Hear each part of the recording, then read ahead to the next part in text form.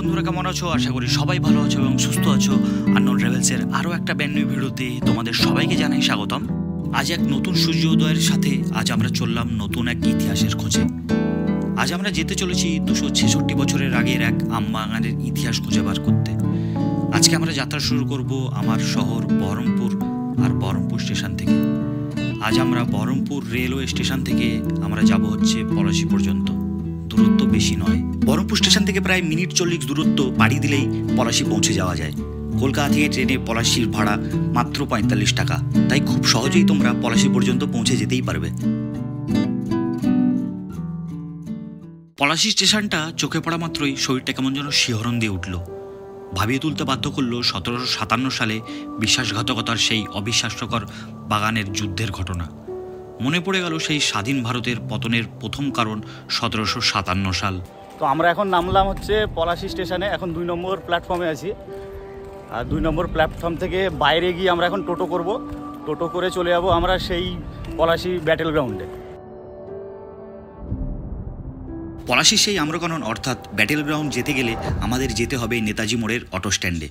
এছাড়াও তোমরা স্টেশন থেকে নেমে টোটো পেয়ে যেতেই পারো। স্টেশন থেকে নেমে তোমরা তোমাদের গন্তব্যে যাওয়ার জন্য প্রচুর টোটো বা অটো তোমরা পেয়ে যাবে। আমরা স্টেশন থেকে নেমে এখন নেতাজি মোড়ের এখানে এসে এখান থেকে আমরা টোটো ভাড়া করলাম। টোটো ভাড়া নিল হচ্ছে 15 টাকা করে। আমরা এখন সোজা এগাচ্ছি মনুমেন্টের ওইদিকে। এখান থেকে টোটোতে করে টাইম লাগবে মোটামুটি 10 থেকে 15 মিনিট।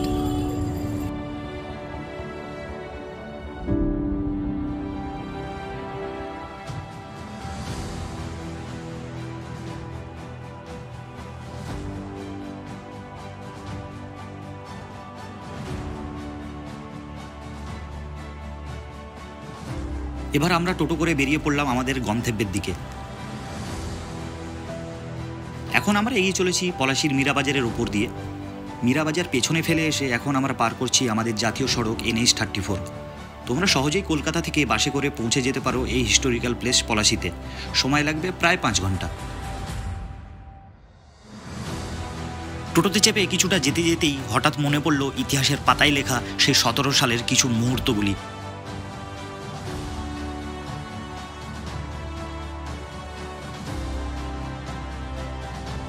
জাতীয় সড়ক দিয়ে যেতে যেতেই বাঁদিকে দূর থেকে দেখা মিলবে পলাশীর আম্রকাননে যাওয়ার প্রবেশদ্বার।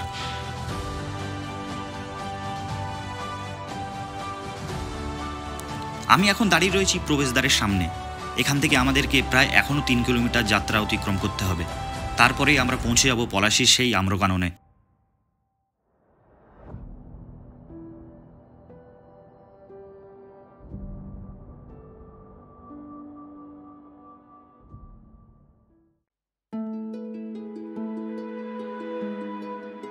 আমরা কিছুক্ষণ প্রবেশদ্বারের সামনে সময় কাটিয়ে আবারও রওনা দিলাম আমাদের গন্তব্যের দিকে।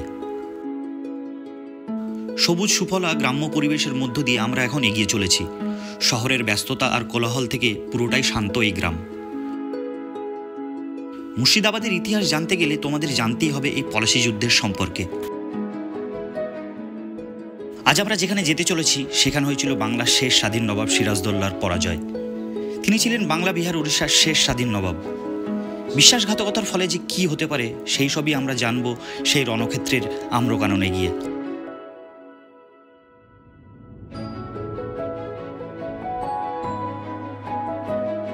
আমরা যে রাস্তা দিয়ে যাচ্ছি তার আশেপাশের পরিবেশ খুবই সুন্দর, খুবই মায়াবী। সুন্দর রাস্তা, সুন্দর সুন্দর গাছ, বাগান, ফসলের ক্ষেত, কিন্তু তার মাঝেই লুকিয়ে রয়েছে 1757 সালের 23শে জুনের রাত্রিবেলার বাংলার রক্ষার মুক্তির লড়াইয়ের আর্তনাদ।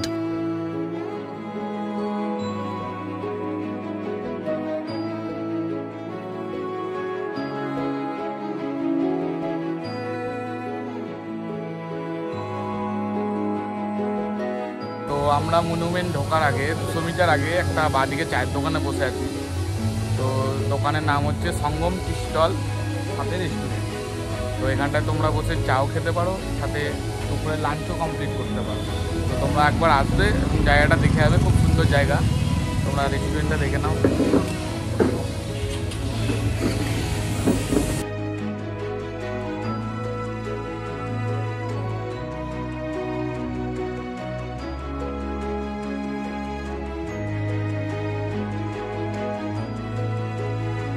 যারা কলকাতা থেকে বা অন্যান্য দূর দিগন্ত থেকে এই যুদ্ধক্ষেত্র দেখতে আসবে পরিকল্পনা করছো, তাদের জন্য রয়েছে থাকার জন্য সুব্যবস্থা এবং খাওয়া দাওয়ার জন্য রয়েছে রেস্টুরেন্ট বা রেস্তোরাঁ। পলাশির মনুমেন্ট ঢোকার 100 থেকে 150 মিটার আগেই বাঁদিকে পড়বে এই সুন্দর রেস্টুরেন্ট বা কটেজটি। তো তোমরা চাইলে এখানে থাকতেই পারো।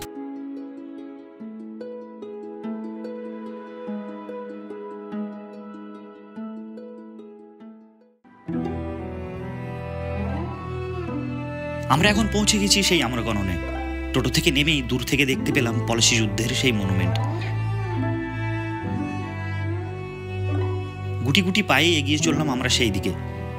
এইখানেই তো সংগঠিত হয়েছিল সেই মুক্তির লড়াই, যার ফলাফল ভোগ করতে হয়েছিল ভারতবর্ষকে 200টা বছর।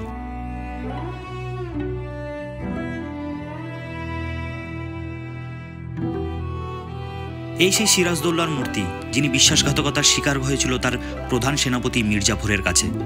শুধুমাত্র একটা বিশ্বাসঘাতকতার কারণে গোটা ভারতবর্ষকে 200টা বছর পরাধীন থাকতে হয়েছিল। এই সেই পলাশির প্রান্তর, যেখানে বাংলার শেষ স্বাধীন নবাব সিরাজদৌল্লা ইংরেজদের কাছে পরাজিত হয়ে হস্তানিত হয়েছিল। তারপরে এসে গেল গোটা ভারতবর্ষের দুর্দিন। আর সেই দিন মীর জাফর সিরাজের সাথে যদি বিশ্বাসঘাতকতা না করত, তাহলে হয়তো বাংলা বা গোটা ভারতবর্ষের ইতিহাস আলাদাই হতো। 1757 সালে 23শে জুন পলাশি রামবাগানে মুর্শিদাবাদের শেষ স্বাধীন নবাব সিরাজদৌল্লার সঙ্গে রবার্ট ক্লাইভের নেতৃত্বে যে যুদ্ধ সংগঠিত হয়েছিল, সেই যুদ্ধই ইতিহাসের পাতায় পলাশি যুদ্ধ নামে খ্যাত। সেই দিন আমরা যদি যুদ্ধে জয়ী হতাম, তাহলে হয়তো বাংলা আর গোটা ভারতবর্ষের ইতিহাসের পাতায় আলাদা করেই লেখা হতো। আর সেই যুদ্ধে ইংরেজ সেনাবাহিনী ছিল মাত্র 3000 আর সিরাজের সেনাবাহিনী ছিল 50,000। কিন্তু সেই যুদ্ধে 50,000 সেনাবাহিনীর মধ্যে মাত্র 5,000 সেনাবাহিনী যুদ্ধে অংশগ্রহণ করে। বাকি সেনারা মীর জাফরের নেতৃত্বে সেই দিন শুধু নীরব দর্শকের ভূমিকা পালন করেছিল। 5,000 সেনার মধ্যে 3,000 সেনার নেতৃত্ব দিচ্ছিলেন মীর মদন। 3,000 সেনা নিয়ে ইংরেজ সেনাদের নাস্তানাবুদ করেছিল মীর মদন। তখন মীর জাফর খেলল তার শেষ চাল। সেই চালেই পা দিল সিরাজদৌল্লা। ব্যাস, নিমিষের মধ্যে সব কিছুই শেষ হয়ে গেল।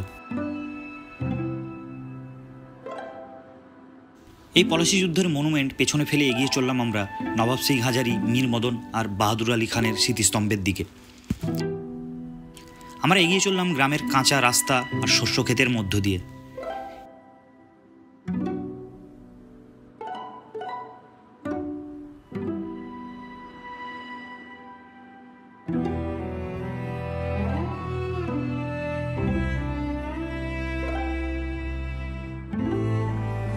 আমরা এখন পলাশি যুদ্ধের মনুমেন্ট দেখে আমরা এগাচ্ছি এখন মীর মদনের শহীদস্তম্ভের দিকে।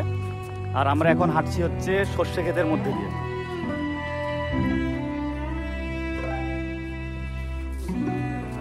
চারিদিকে সর্ষে ক্ষেত, দারুণ একটা পরিবেশ।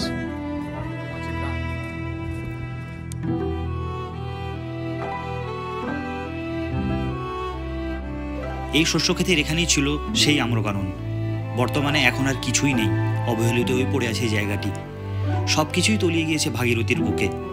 তা সত্ত্বেও পলাশির এই যুদ্ধক্ষেত্র দেখতে গোটা ভারতবর্ষ থেকে পর্যটক আসে প্রায় প্রতিদিন। বর্তমানে এখানে দেখার কিছুই নেই, শুধু রয়েছে 2007 সালে পলাশি যুদ্ধের 250 বছর উপলক্ষে ভারত, বাংলাদেশ ও পাকিস্তানের পিপল ফোরামের উদ্যোগে গড়ে ওঠা এই মনুমেন্ট আর নবাব সিং হাজারি, মীর মদন আর বাহাদুর আলী খানের স্মৃতিস্তম্ভটি। কিন্তু এখানে এসে চোখ বন্ধ করে ভাবলে অনুভব করতে পারবে পলাশি যুদ্ধের সেই অদৃশ্য শব্দ। আমি আগেই বলেছিলাম, মুর্শিদাবাদের ইতিহাস জানতে গেলে পলাশির ইতিহাস জানা অবশ্যই জরুরি। তাই বইয়ের পাতার ইতিহাস আর নিজে থেকে প্রত্যক্ষ করা ইতিহাস পুরোটাই আলাদা। তাই তোমরা চাইলে নিজেরা এসে পলাশির ইতিহাস প্রত্যক্ষ করতেই পারো।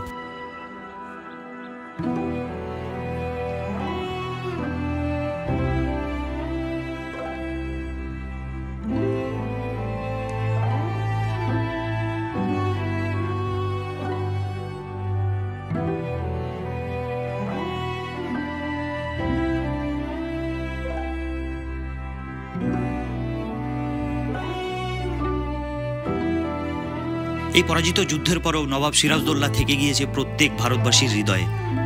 এই যুদ্ধের সাক্ষী হয়ে থেকে গেছে সেই আমলের কিছু গাছ, কিছু বাগান আর এই রণক্ষেত্রের ভূমি। তারা যদি কথা বলতে পারতো, তাহলে হয়তো এই পাশে বসেই শুনে নিতাম সেই বিশ্বাসঘাতকতার যুদ্ধের কাহিনী।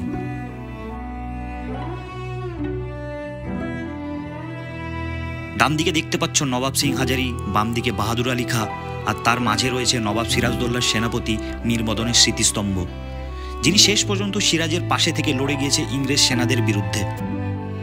তো বন্ধুরা, পলাশির পর্বটি এখানেই শেষ করলাম। যদি ভিডিওটি ভালো লেগে থাকে তাহলে লাইক করো, কমেন্ট করো, আর চ্যানেলে যারা নতুন তারা চ্যানেলটিকে অবশ্যই সাবস্ক্রাইব করো। তো বন্ধুরা, ভালো থাকো, সুস্থ থাকো, দেখা হচ্ছে পরে আর একটি অন্য ভিডিওতে।